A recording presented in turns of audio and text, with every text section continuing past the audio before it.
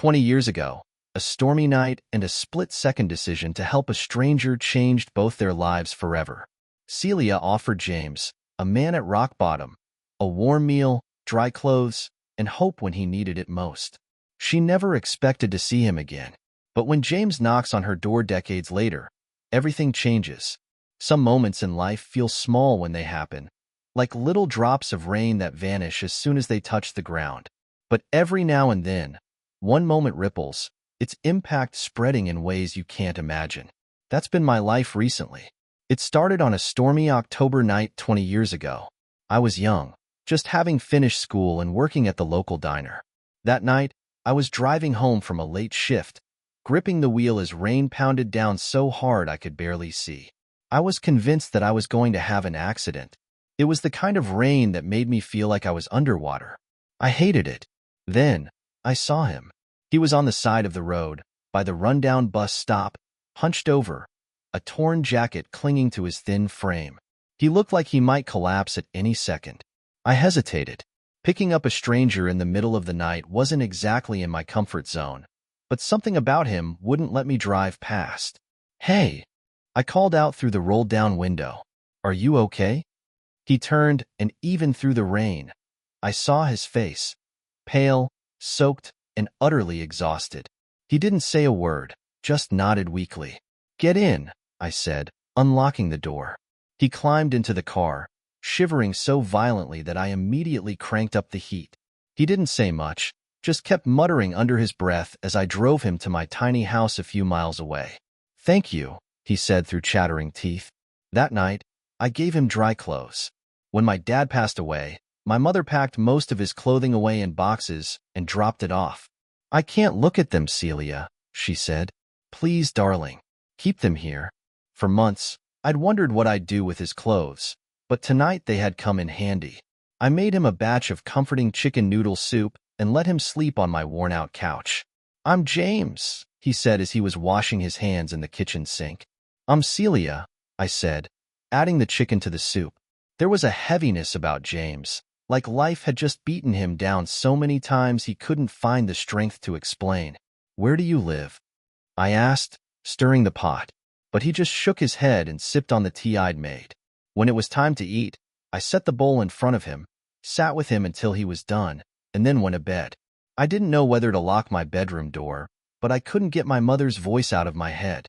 "Don't be stupid, Celia. That man is a stranger, and you're going to just close your door and sleep? Lock it, damn it." So I did. But deep down, I knew James wouldn't hurt me. He seemed like a gentle bird who had flown into a storm and injured itself. He needed care and warmth. The next morning, I made us some eggs and toast and sat down with James. "Look, it's not much, but I have some money for you. And a bus ticket. It's an open bus ticket. It may sound silly, but my mom got it for me when I moved here. It's in case I need to get out of town in an emergency. It's for 2 towns over. You're welcome to it. It should help to get you somewhere safe." James looked at the money on the table and then stared at me for a long moment. "One day," he said quietly, "I'll repay your kindness, Celia. You've done more than you'll ever know." I smiled, thinking that I'd never see him again. Life moved on, as it always does. I was promoted to head cook at the diner. I married one of my coworkers, Jason, and we had 2 children. We paid our bills, saw our kids through school, and tried to keep the lights on when times got tough. That stormy night became just another story I'd occasionally tell. It was a passing memory that seemed so small compared to the whirlwind of life. And then yesterday happened. It was a peaceful Sunday evening. I was curled up on the couch, half watching a rerun of Jeopardy, when I heard a knock at the door. The kids were in their rooms, talking to some pen pal my daughter, Kennedy, had befriended, and Jason was yet to return from his fishing trip. I wasn't expecting anyone, so I peered through the window first. A man stood on the porch in a sharp navy suit, holding a leather folder under one arm. He looked professional, polished, and like he belonged in a boardroom, not at my doorstep. My first thought was whether he was here from the bank. I was behind on paying my credit card. I opened the door cautiously. "Hello, can I help you?" I asked. The man smiled, his eyes warm and familiar. "Oh, I think you already did, Celia. Many years ago." It took me a second, But then it clicked. My hand flew to my mouth. James, I gasped. He nodded, his smile widening. It's been a long time, he said, and I've been meaning to find you for years. And now I'm here to keep my promise.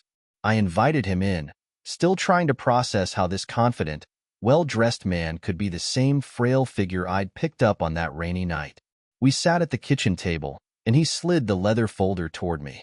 Go ahead, Celia, he said. I opened it, my hands trembling. Inside was a deed to a small house, just a few miles from my own. James, I stammered, shaking my head. What is this? I can't accept this. Yes, you can, he said firmly, his tone kind but insistent. You don't know what you did for me that night. I was a stranger. I was at the lowest point of my life, Celia. I had no home, no hope, nothing. But you stopped. You didn't treat me like I was invisible. That gave me something I hadn't felt in years, a reason to keep going. I stared at the paper, my vision blurring with tears. We needed to move out of this house. The kids were outgrowing the tiny space, and they wanted a dog so badly. This new house could give us a fresh start. James continued to speak, pulling me back from my thoughts. I used the bus ticket you gave me to get to town. The person sitting next to me on the bus told me all about a shelter for people who needed help. I went straight there from the bus stop. They gave me a bed, and a week later, when I was back on my feet, they helped me find a job. I smiled at James and got up to put the kettle on. And then I started saving. It wasn't easy, but I kept going. Eventually, I got back on my feet. I went to the local community college and eventually started my own business. Now, Celia, I run a company that helps fund shelters and scholarships. None of it would have been possible without you. His words knocked the air out of me. As we drank tea and ate crumpets that I'd made for breakfast, James filled in the gaps of his journey. It hadn't been an instant transformation. He'd struggled for years, working odd jobs where he could. But every time he felt like giving up, he said that he thought of that night. You reminded me that there's good in the world, Celia, he said. I wanted to be that for someone else. He'd spent the last decade helping others, donating to shelters, funding education programs, and mentoring people who were trying to rebuild their lives. I've been looking for you, James admitted. I tried to remember the name of the town, but I think my brain just blocked out a large portion of that time. But I was determined to find you. So, I kept driving until I got here. I knew I'd figure it out. My heart ached at the thought of him searching for me all this time, determined to repay a kindness I'd never expected anything for. Before he left, James pulled a small envelope from his pocket and handed it to me. One more thing, he said, his smile soft. Inside was a letter. The paper was yellowed and creased. It looked like it had been folded and unfolded 100 times. I wrote it not long after that night, James explained. I didn't know how to send it to you back then, but I've kept it all these years. I unfolded the letter carefully and began to read. It was a heartfelt thank you, written in raw, unpolished words. He described how that night had given him hope and how he'd promised himself to keep spreading that kindness. You didn't have to do any of this, I whispered, clutching the letter. I never expected anything in return. James smiled, his eyes glistening. I know, and that's why I wanted to.